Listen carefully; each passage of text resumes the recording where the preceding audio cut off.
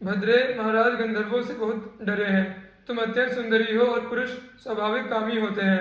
तुम्हारे गंधर्व बड़े क्रोधी हैं। उन्होंने 105 उपकीचकों को मार डाला।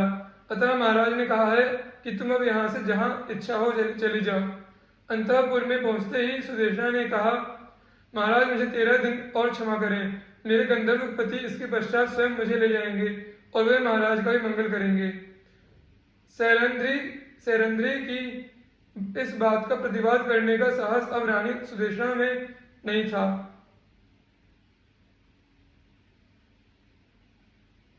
तेरह दिन पश्चात गुप्तवास की अवधि समाप्त होने पर पांडव प्रकट हो गए। पांडवों के वनवास की अवधि समाप्त हुई। विराट नगर में उनके पक्ष के नरेश एकत्र होने लगे। अनेक ऋषियों ने, विदुर ने तथा औरों ने भी दुर्योधन को समझाया, किंतु वह बिना युद्ध के 5 ग्राम भी पांडवों को देने को प्रस्तुत नहीं था। अंतिम प्रयत्न के रूप में शांति दूत बनकर स्वयं श्री कृष्णचंद्र ने विराट नगर से हस्तिनापुर जाना निश्चित किया। उनको जाने को उद्यत देखकर द्रौपदी ने उनसे कहा, जनार्दन, अवध्य का वध करने में जो पाप होता है वही पाप वध्य का वध न करने में भी होता है। मैं अपने अपमान को भूल नहीं सकी हूँ। शांति और दुर्योधन की दी हुई भिक्षा मेरी अंतर्ज्वाला को शांत नहीं करेगी। यादव, पांडव और पांचाल के शूरों के रहते मेरी यह दशा है। यदि आपका मुझ पर तनिक भी स्नेह है तो कौरवों पर कोप कीजिए। जाहु भले कुरुराज पर धारी दूतवर वेश, भूली न जयो पे वहां केशव द्रौपदी केश।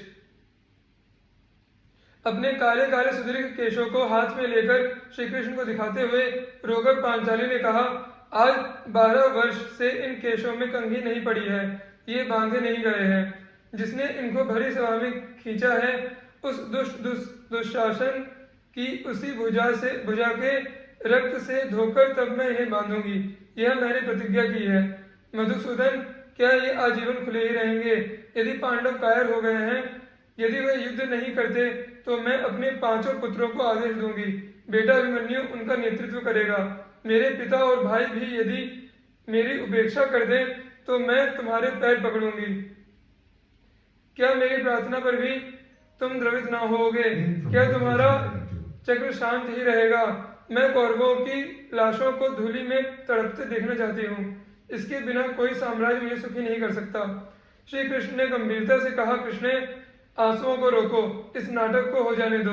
मैंने प्रतिज्ञा की है और प्रकृति के सारे नियमों के पलट जाने पर भी वह मिथ्या नहीं होगी। जिन पर तुम्हारा कोप है उनकी विधवा पत्नियों को तुम शीघ्र ही रोते देखोगी। यही धर्मराज युद्ध का आदेश देंगे और तुम्हारे शत्रु युद्ध भूमि में मारे जाएंगे। महाभारत का युद्ध प्रारंभ हो गया था। सहसा एक रात्रि को धर्मराज के चरों ने समाचार दिया कि दुर्योधन के द्वारा उत्तेजित किए जाने पर भीष्म पितामह ने प्रतिज्ञा की है कि कल वे समस्त सैन्य के साथ 5 पांडवों को मार देंगे। पांडवों में अत्यंत व्याकुलता फैल गई। धर्मराज ने श्री कृष्ण के पास अर्जुन को भेजा, किंतु रूखा उत्तर मिला।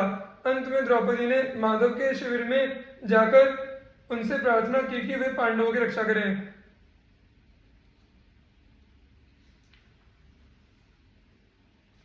यदि पितामह ने प्रतिज्ञा की है तो वह सत्य होकर रहेगी। मैं असमर्थ हूँ। रूखे मुख उत्तर दे दिया गया। तो क्या तुमने लंबी लंबी शपथें खाकर मुझको झूठा ही आश्वासन दिया था? श्री कृष्ण के जीवित रहते उनकी सखी कृष्णा के पति परलोक सिधार जाए, इससे बढ़कर कलंक और क्या होगा? द्रौपदी ने खींचकर कहा, एक उपाय है, तुम चुपचाप मेरे पीछे पीछे चलो और भीष्म के शिविर में जाकर उनका आशीर्वाद प्राप्त करो। श्री कृष्ण ने मुस्कुराते हुए कहा, मैं तो सदा ही तुम्हारे वचनों का अनुसरण करने को प्रस्तुत हूँ। चलो शीघ्र। रात का 3रा प्रहर था। भगवान द्रौपदी को लेकर चले। अरे तुम्हारी पंचनदीय जूतियों को देखकर तो कोई भी पहचान लेगा। उतारो जूतियां जल्दी। श्री कृष्ण ने द्रौपदी को कुछ कहने का अवसर ही नहीं दिया और जूतियों को लेकर अपने पीठ उत्तरीय में लपेटा और धीरे से बगल में दबा लिया और कहा, बस पीछे पीछे चली चलो। द्रौपदी ने आज्ञा का पालन किया। यह पितामह का शिविर है, चुपचाप अंदर जाकर पितामह को प्रणाम करो। वे मेरा ध्यान कर रहे होंगे बैठे बैठे। प्रणाम करना तो आभूषणों को भली प्रकार बजाकर, मैं यही हूँ, मेरा पता मत बताना। लीलामय ने आदेश दे दिया। पितामह के शिविर में सौभाग्यवती स्त्री, ब्राह्मण, साधु तथा श्री कृष्ण के निर्बाध प्रवेश की आज्ञा थी। पितामह ध्यानस्थ बैठे थे। द्रौपदी ने जाकर पैरों पर मस्तक रखा। पितामह ने समझा दुर्योधन अभी अभी गया है, रानी प्रणाम करने आई होगी। झट से कह दिया, सौभाग्यवती हो बेटी।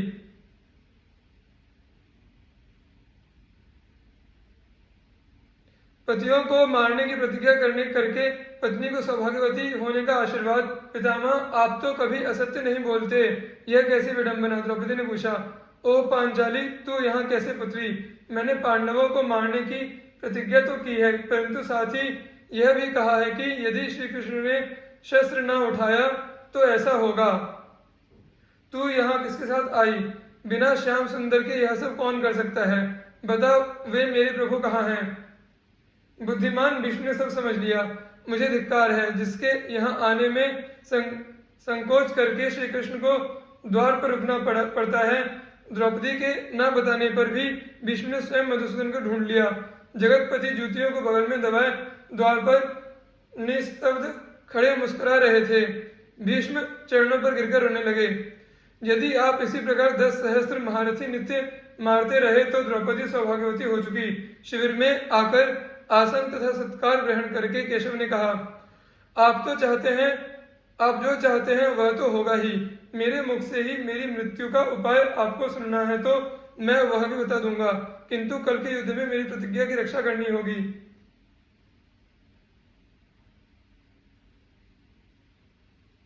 पितामह ने गदगद स्वर में प्रार्थना की। वहां से पितामह के रथ में बैठकर द्रौपदी को लेकर श्री कृष्ण धर्मराज के शिविर में लौट आए। पूरा समाचार जानकर पांडवों का समस्त शोक दूर हो गया।